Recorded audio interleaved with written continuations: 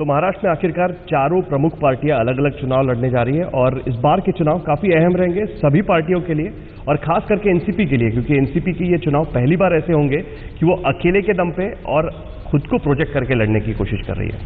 हमारे साथ एनसीपी के अध्यक्ष शरद पवार खुद मौजूद है और 15 चुनावों का अनुभव उनके साथ में है और महाराष्ट्र का चुनाव शरद पवार के अलावा सोचना काफी मुश्किल ही होता है। पवार साहब, इस बात की किसी को आश्चर्य नहीं लगा कि कांग्रेस और एनसीपी अलग अलग चुनाव लड़ रही है, क्योंकि इस बारे में पहले से काफी अटकलें चल रही थी कि एनसीपी कांग्रेस अलग अलग चुनाव लड़ेगी। लेकिन जो टाइमिंग था उसको लेकर सब लोग काफी सरप्राइज हो गए थे कि शिवसेना बीजेपी के अलायंस टूटने की घोषणा होती है और आधे घंटे के भीतर एनसीपी प्रेस कॉन्फ्रेंस लेकर कह देती है कि हम कांग्रेस के साथ नहीं जा रहे हैं। एक बात थी कि भाई जनरली जिस तरह से कांग्रेस के कदम उठाए जा रहे थे,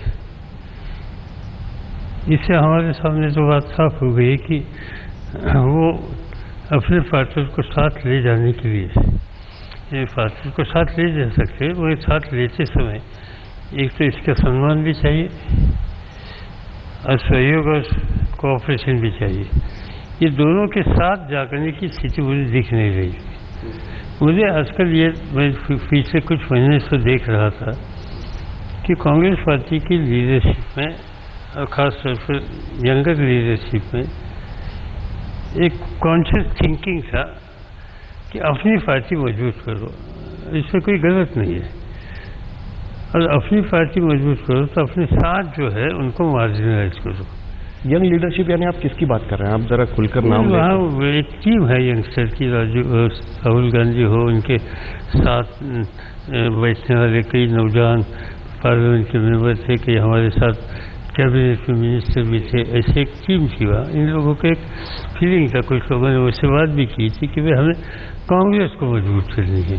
ठीक, कांग्रेस की विचारधारा के आसपास रहने वाली दूसरी कोई विचारधारा हो, वो जब तक रहेगी तब तक कांग्रेस को शक्ति नहीं मिल सकती, और इसलिए इन फोर्सेस को दूर करना चाहिए, मार्जिनलाइज करना चाहिए।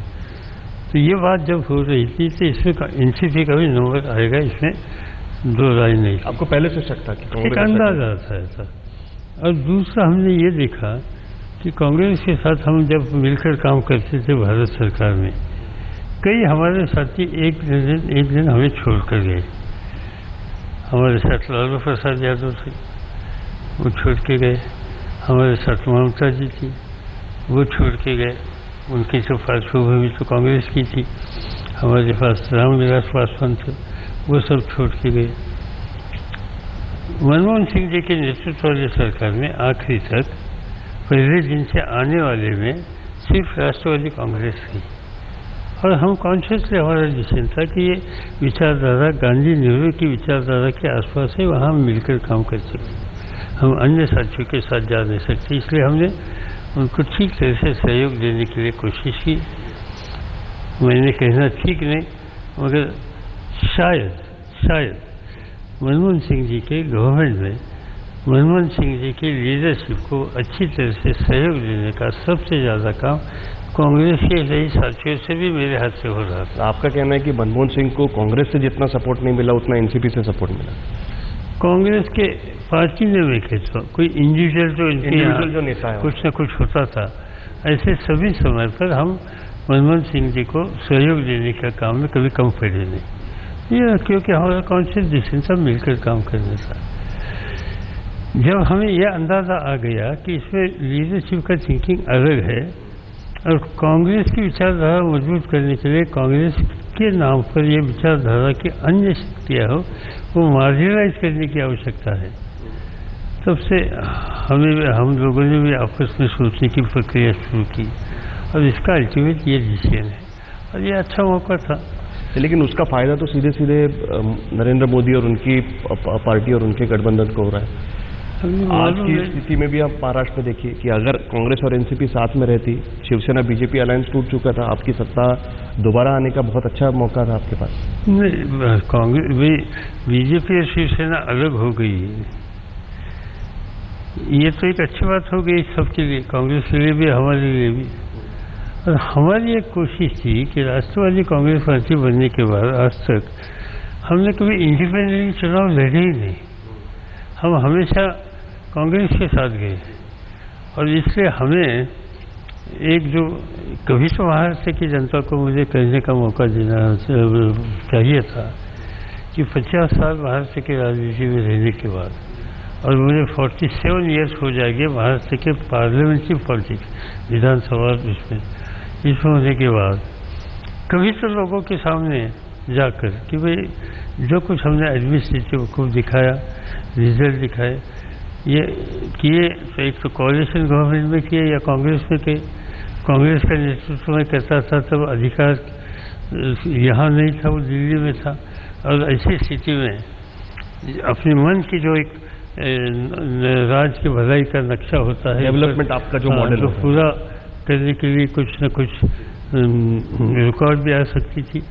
तो हमें ये लगा कि इस समय ये मौका हम लोगों को मांग सकते हैं कि भाई एक बार हमें मौका दीजिए, इंडिविजुअली आपको मौका दीजिए, आपकी पार्टी, हाँ एनसीपी को मौका दीजिए, और हम रिजल्ट ओरिएंटेड, डेवलपमेंट ओरिएंटेड एक राजनीति यहाँ नहीं दिखाएंगे तो 5 साल के बाद हमें छुट्टी नहीं।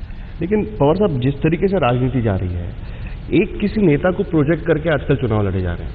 महाराष्ट्र में ऐसा हो नहीं रहा है। आपकी पार्टी चुनाव मैदान में उतरी है, लेकिन आपने किसी एक नेता को अधिकृत तौर पर प्रोजेक्ट नहीं किया है। तो किसका विजन देखना चाहेगा महाराष्ट्र एनसीपी के नाम? Collective vision. महाराष्ट्र में हमारे यहाँ इतनी अच्छी यंगस्टर्स की टीम है, चाहे अजीत पवार हो, जयंत पाटिल हो, आर पाटिल हो, अनिल देशमुख हो, जयदत्त क्षीरसागर हो, हमारे पार्टी के प्रेसिडेंट सुनील तटकरे हो। ऐसी एक अच्छी टीम हमारे सामने है कि जो राज चलाने के लिए काबिल है। कोई फर्स्ट अमंग द इक्वल्स भी होता है? नहीं, वो ये डिसीजन हम हमारे लेवल पर करते नहीं, वो लेजिस्लेटिव पार्टी में लेते हैं।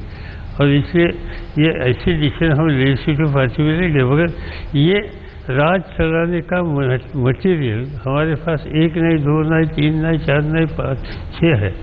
और इसलिए हम लोगों को अपील करना चाहते हैं कि इस महाराष्ट्र की तरक्की करने के लिए एक बार हमें मौका दीजिए। लेकिन उस पर नज़र तो शरद पवार की रहेगी, शरद पवार खुद नजर रखेंगे। शरद पवार का एक्सपीरियंस, शरद पवार का लोगों से डायरेक्ट रैपोर्ट, शरद पवार का जो हर डिस्ट्रिक्ट, हर तहसील की जो उनको जान पहचान है, वहाँ की समस्या के बारे में, ये जो सरकार हमारी बनने का मौका लोगों ने देने के बाद इनके पीछे रहेगी। अजीत पवार कह चुके हैं कि उनको मुख्यमंत्री बनना है, उनकी महत्वाकांक्षा है। खुद पृथ्वीराज चौहान आरोप लगा चुके हैं कि गठबंधन टूटने का सबसे बड़ा कारण यह है कि अजीत पवार की महत्वाकांक्षा थी कि उनको मुख्यमंत्री बनना है। कांग्रेस के साथ रहते तो वो कभी हासिल नहीं कर पाते और इसके वजह से गठबंधन तोड़ा। नहीं, वो कुछ भी कर सकते थे, वो चीफ मिनिस्टर बने, उनको महत्वाकांक्षा नहीं थी। ये जो कांग्रेस एनसीपी अपने पार्टनर को जो पिछले 15 साल से सहयोग देता है, पहले किसी चीफ मिनिस्टर के खिलाफ कोई समस्या पैदा होने, उनको मार्जिनाइज करने की उनकी जो कोशिश थी पृथ्वीराज चौहान, हाँ, वो कोशिश अपनी पार्टी, अपनी इमेज, अपनी लीडरशिप मजबूत करनी थी। मैं उनको कोई दोष नहीं देता, ठीक है, कोई भी पॉलिटिकल पार्टी हो तो अपनी पार्टी मजबूत करने के लिए कोशिश करेगी, मगर कोalition की ताकत हाथ में लेकर अपने साथियों को इस तरह से मार्जिनाइज करना हमने विलासराव देशमुख के, सुशील कुमार शिंदे, अशोक चौहान के ज़माने में देखा नहीं, ये इनके ज़माने में देखा। लेकिन क्या ये जो आपका गठबंधन टूटा है, ये महाराष्ट्र में ही टूटा रहेगा? आगे आपके रिश्ते सुधर सकते हैं? क्योंकि फाइनली आपका कॉमन एनिमी अगर हम कहें राजनीति में, सीधी बात है, हम हमेशा हमारी विचारधारा ही कांग्रेस की है, और उससे कुछ समय आ गया, कहाँ कोई समझदारी से कोई कदम उठाने की बात आई होगी, तो हम गांधी नेहरू का थिंकिंग से दूर नहीं जा सकते, वही हमारी नीति रहेगी। क्या ये कांग्रेस समझती है? मालूम नहीं, मगर इससे पहले हमारे कई बार एक्सपीरियंस उन्होंने देखे, इससे कोई दूसरा एक्सपीरियंस उन्होंने देखा ना हमारा। आपने जब मुंबई में भाषण किया एनसीपी के, आपका जो सम्मेलन हुआ था, उसमें एक बात आपने उठाई कि केंद्र में मोदी सरकार आने के बाद महाराष्ट्र का वातावरण कम्युनल होता जा रहा है। आपने एक बहुत गंभीर आरोप लगाया था। तो इस महीने में पुणे में जो घटना हुई थी, हुए थे उसके, ये आपको सबसे बड़ा खतरा लगता है? क्या आपको लगता है कि जिस तरीके से यूपी में बीजेपी को जीत मिली है और आज बीजेपी मुंबई, महाराष्ट्र में अपने दम पर चुनाव लड़ रही है, वो पैटर्न रिपीट करके वही परफॉर्मेंस महाराष्ट्र में बीजेपी रिपीट कर पाएगी? लोकसभा का जो था वो और इसके बाद का जो रिजल्ट है, इसमें फर्क आने की स्थिति पैदा हो रही है। जैसे आपने यूपी की बात कही कि ये जो बाई इलेक्शंस हो गए यूपी के, एंड आउट ऑफ 7 सीट या 8 सीट जब समाजवादी पार्टी ने जीती, जहां लोकसभा के कैंडिडेट बीजेपी के चुनकर आए थे, उनकी विधानसभा की सीट खाली होने के बाद वो रिटेन नहीं कर सके, इससे लोगों के मन में बदलाव की प्रक्रिया शुरू हो गई है। और इसलिए जो नरेंद्र मोदी साहब को जो रिजल्ट मिला, वो रिजल्ट आगे मिलेगा, इसे मुझे लगता है। महाराष्ट्र में आजकल इसकी बात काफी हो रही है। कांग्रेस के नेता हमने देखा कि वो कह रहे हैं कि मुंबई का निकाल के गुजरात को देने की कोशिश चल रही है। छगन भुजबल एनसीपी के नेता है, वो भी ये कह चुके हैं कि बुलेट ट्रेन को लेकर उन्होंने बात कही थी जब अपनी कैंपेन लॉन्च की थी मुंबई में, उसके बारे में। ये कम्युनिटी को लेकर एक नया माहौल क्या खड़ा हो रहा है धीरे मुझे लगता है जहाँ तक मुंबई और गुजराती, मुंबई और मराठी, इसमें कोई अंतर नहीं है। जो हमारे कुछ साथी, चाहे कांग्रेस को हो चाहे अन्य हो, ये जो कहते हैं कि गुजराती लोगों को एक कॉन्स्पिरेसी है कि आज ने कल मुंबई को गुजरात में लेकर जाना है, ये क्या ये कभी हो सकता है? 108 लोगों ने बलिदान किया मुंबई के लिए, और गुजरात के लोगों ने भी मुंबई की तरक्की होने में, मुंबई की तरक्की में गुजराती लोगों का भी हाथ है। मुंबई आज दुनिया का एक इकोनॉमिक सेंटर बना, इसमें मराठी लोगों को जितना हाथ है, इससे शायद ज़्यादा हाथ गुजराती का हिस्सा गुजराती समुदाय का होगा, मारवाड़ी को होगा, अन्य भाषियों को होगा। और इसलिए मुंबई का जो एक कॉस्मोपॉलिटन कैरेक्टर है, वो हमेशा रखने के लिए इन सभी लोगों ने सहयोग दे दिया।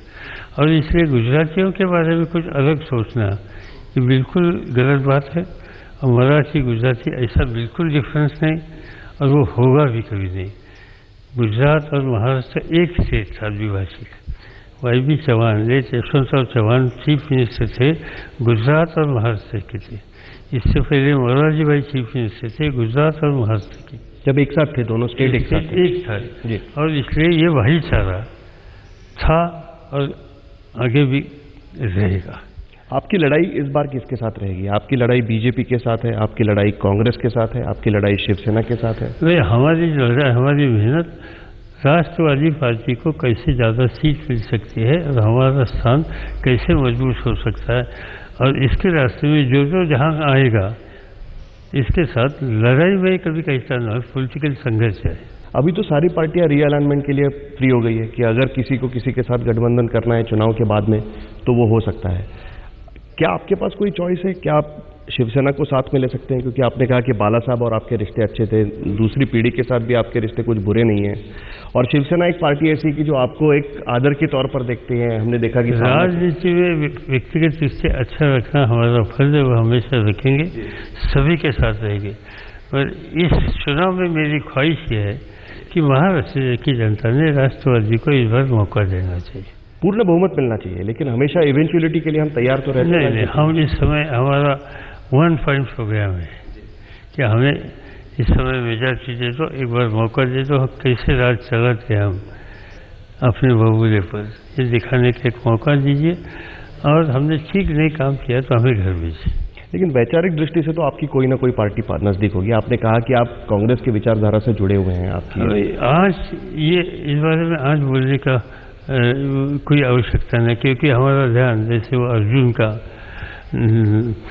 ध्यान था इस आंखों पर जहाँ बाण मारने की आवश्यकता थी, वैसे विजय के आंखों पर हमारा ध्यान है। चलिए पवार साहब, आपने हमसे बात की, इसके लिए आपका बहुत बहुत शुक्रिया।